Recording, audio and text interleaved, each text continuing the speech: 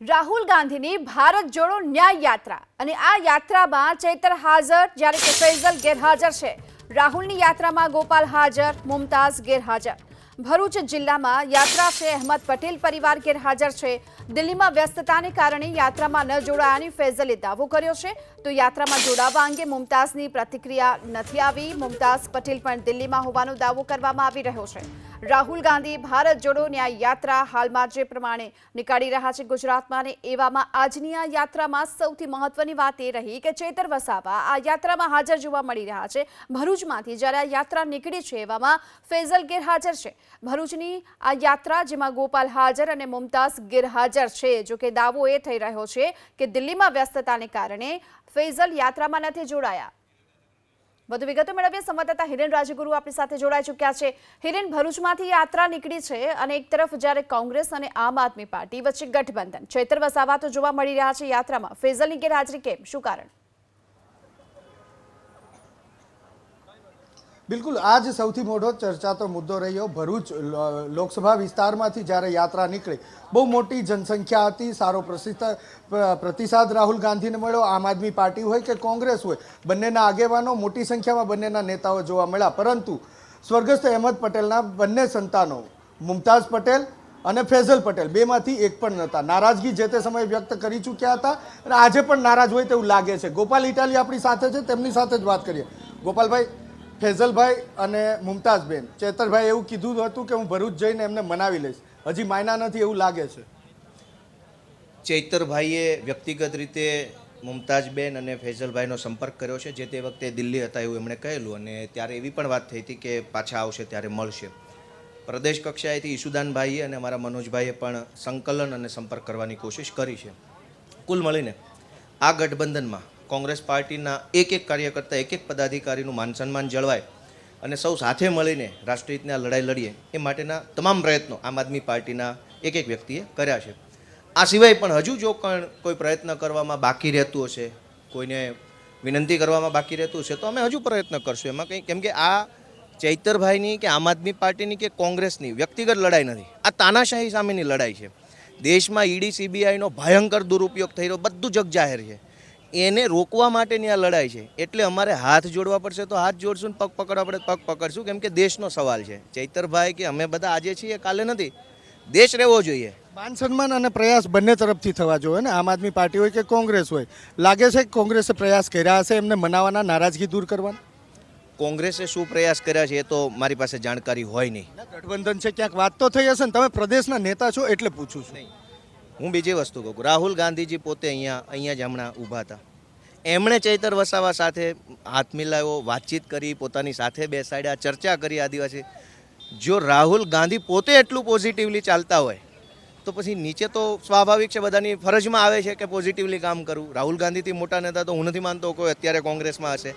Rahul Gandhi positive છે, શક્તિસિંહ ગોહિલ ત્યાં ઊભા છે, અમિત ચાવડા ઊભા છે, એ બધા જ પોઝિટિવલી સ્વીકારે છે। તો મને એવું લાગે છે કે બધા સ્વીકારશે, અને કંઈ પણ હજુ કંઈ બાકી રહેતું હશે તો અમે 100% પ્રયત્ન કરશું। એવું લાગે છે કે એની નારાજગી કદાચ નુકસાન કરી જાય આ ગઠબંધનને? હું વ્યક્તિગત આમ આદમી પાર્ટી કે કોંગ્રેસ નથી કહેતો, ગઠબંધનને નુકસાન કરી?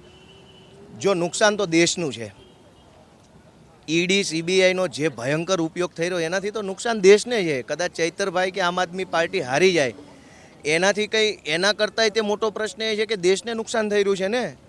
ચંદીગઢના મેયરની ચૂંટણીમાં ખુલ્લેઆમ લોકશાહીની હત્યા થઈને સુપ્રીમ કોર્ટે કહેવું પડ્યું કે આ તો લોકશાહીની હત્યા છે, તો એની લડાઈ લડવા માટે આમ આદમી ને કોંગ્રેસ ભેગા થયા છે।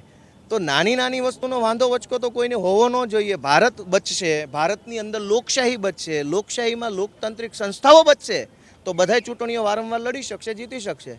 લોકશાહી જ નહીં વધે તો મુમતાઝબેન ક્યારે ચૂંટણી લડશે, ક્યારે ચૈતરભાઈ ચૂંટણી લડશે? તો પહેલાં તો લોકશાહી બચાવવા માટે બધાય લડવાની જરૂર છે। લોકશાહી હશે તો લડજો અંદરો અંદર।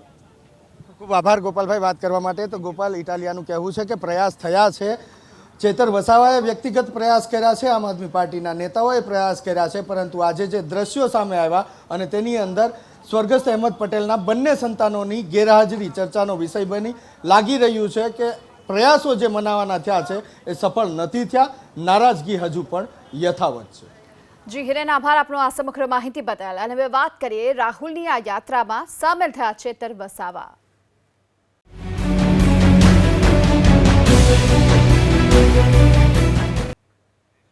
ભરૂચના નેત્રંગમાં રાહુલ ગાંધીની ભારત જોડો ન્યાય યાત્રાને જબરજસ્ત સમર્થન મળી રહ્યું છે। રાહુલ ગાંધીની યાત્રામાં મોટી સંખ્યામાં સમર્થકો ઉમટી પડ્યા છે।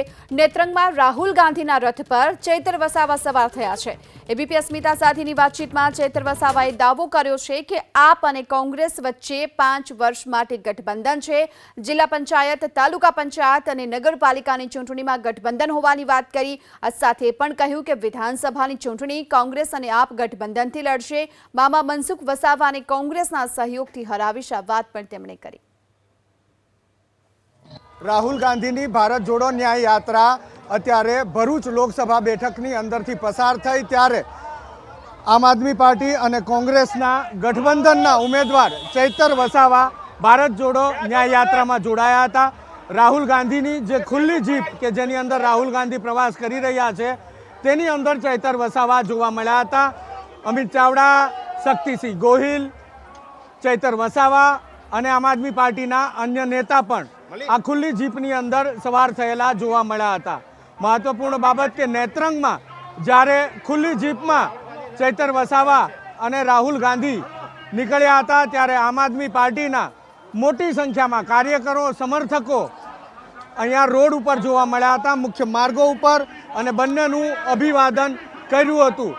મોટી સંખ્યામાં આ કાર્યકરો અહીંયા આમ આદમી પાર્ટીના ઝંડા, યુથ કોંગ્રેસના ઝંડા અને કોંગ્રેસના ઝંડા સાથે જોવા મળ્યા હતા। આટલી મોટી સંખ્યામાં 3 દિવસની અંદર પહેલી વખત આ રીતના જોવા મળ્યા છે ત્યારે એક વસ્તુ એ પણ સ્પષ્ટ છે કે ગઠબંધનને ક્યાંક સફળતા મળી રહી હોય તેવું લાગી રહ્યું છે, પરંતુ કોંગ્રેસના જે વિસ્તારમાંથી પસાર થઈ યાત્રા તો એટલી મોટી સંખ્યામાં ક્યાંય કોંગ્રેસના સમર્થકો કે મતદારો જોવા નહોતા મળ્યા જેટલા આમ આદમી પાર્ટીના સમર્થકો અને મતદારો જોવા મળ્યા હતા। તો આ દ્રશ્ય છે નેત્રંગની અંદર કે જે લોકસભા ભરૂચ બેઠકમાં આવતો વિસ્તાર છે કે જ્યાં ચૈતર વસાવા ગઠબંધનના ઉમેદવાર છે। રાહુલ ગાંધી અને બંને સાથે મળી અને ભારત જોડો ન્યાય યાત્રામાં પ્રવાસ કર્યો હતો અને પ્રચાર પણ કર્યો હતો। કેમેરામેન સંજય જાદવ સાથે હિરેન રાજગુરુ, એબીપી અસ્મિતા, નેત્રંગ।